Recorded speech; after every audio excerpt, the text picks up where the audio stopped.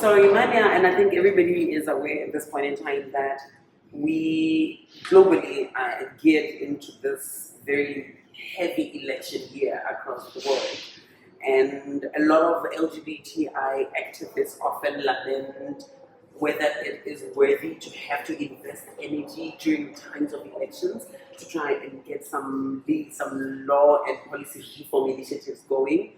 How do you reckon strategically LGBTI organizing and movements can really engage during these times of elections? I know within your region itself, we're looking at places like Taiwan, like India, South Korea, within just the Asia Pacific kind of region that are going into elections. Africa, for instance, South Africa, Botswana, next year it's Malawi. How best, in terms of strategy development, can we take advantage and use moments of elections such as this year? So this is the amazing thing here about political representation and elections and governance and governments and elected representatives is that they exist because of the will of the people. And for so long, for hundreds of thousands of years, this is a mechanism that's used to control populations. The segmenting and the siloing of everyone's struggle. Violence against women, education, health and access to health, including gender-affirming care. We're looking at climate justice and social justice, right?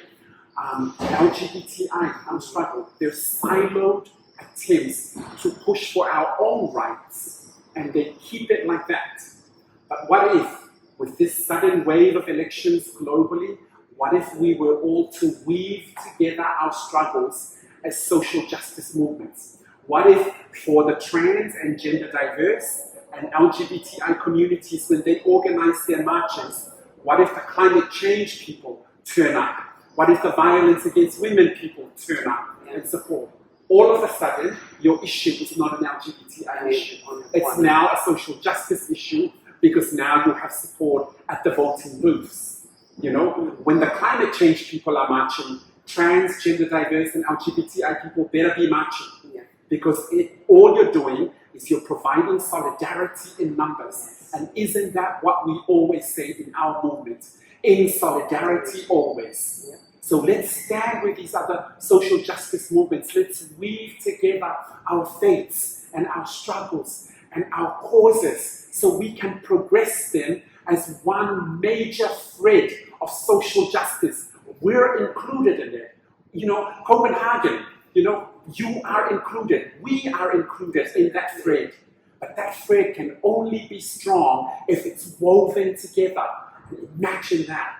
Imagine if we had the voting power to be able to push back at the electorates and elect people that truly care and will make a change for us and our lives. That would be phenomenal. But intersectionality, let's practice it now by supporting everybody. And by doing that, we invite others to support our cause. And they bring numbers. When they bring numbers, electors and members of parliament will start taking notice. We have therefore then impactful movements as well, because then what's the point of a movement if at all we are only speaking to ourselves? So ideally it's a charge for us to be able to build movements where when we talk about children's rights, we are not speaking about children devoid of LGBTI children in school, for instance. When we're talking about gender-based violence, we're talking about in its entirety, including the hate-related kind of violence towards the gender and sexual expressions of LGBTI people, for instance. So I think that is really, really an important point to raise in there. And then, when we look around, guess what? We're no longer LGBTI human rights activists. We're just human rights activists.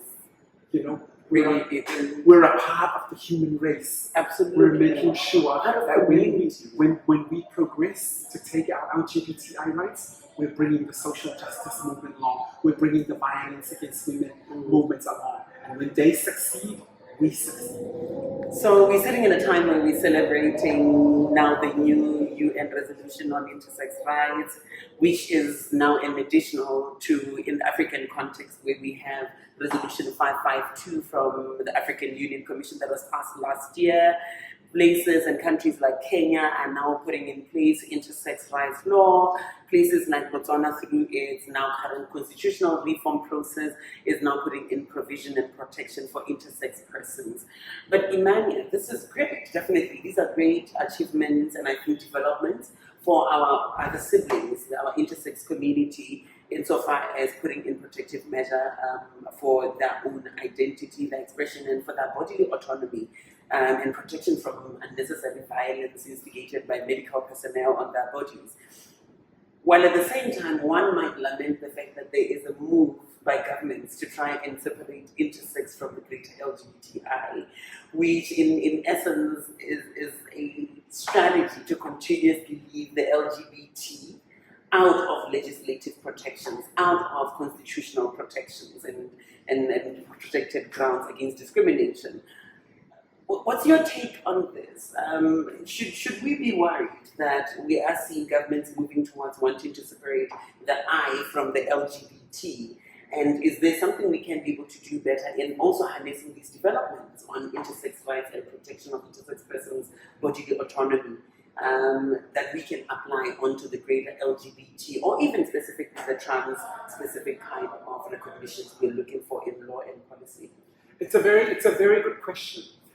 I want to go back a little bit in history where arguments against LGBTI, which includes intersex, is that we are unnatural, that we are not God-made, that we make conscious choices in our lifestyles, right? Except when it comes to the intersex community. That's their biggest fall in that argument that they've perpetrated for hundreds of years, killing thousands of LGBTI people, including intersex.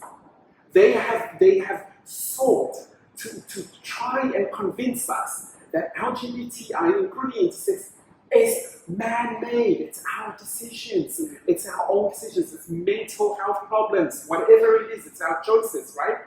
Except when it comes to intersex, and they've now realized, you know why?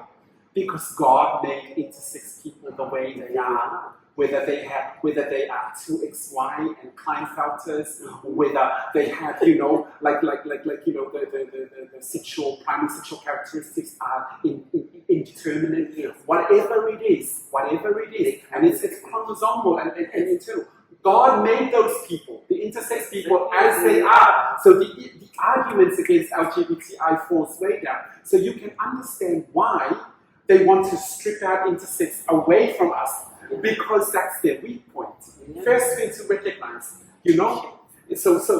but it's up to us then to say, listen, the fact that, you've spent hundreds of years trying to convert LGBTI people with conversion practices that we're now starting to roll back, that you think was legal and moral under the Bible, and now all of a sudden you're realizing that, we made a mistake. We made a mistake. So, but how do we combat that? Let's just take out the intersex word from the LGBTI. Provide not going to community only. Absolutely, it's not going to happen. It's not going to happen because we're a part of a global community.